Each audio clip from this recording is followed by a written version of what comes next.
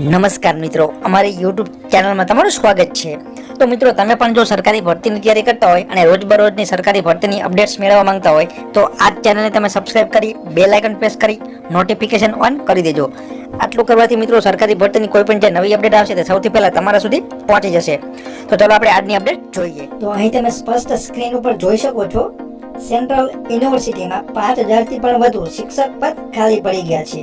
ભારતના શિક્ષણ મંત્રીએ આ વાતની પુષ્ટિ કરતા કહ્યું કે આ ખાલી પદોને ભરવા માટે યોગ્ય પગલાં ભરવામાં આવી રહ્યા છે।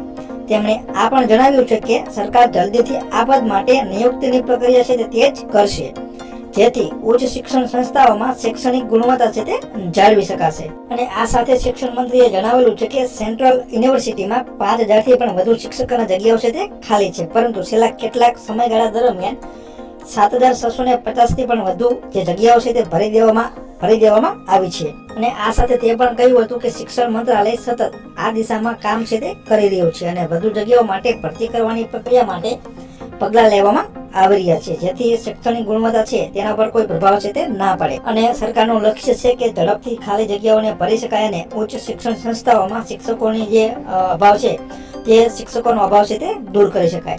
તો મિત્રો, આ હતી આજની અપડેટ। આવી જ માહિતી માટે અમારી યુટ્યુબ ચેનલ સાથે જોડાયેલા રહો।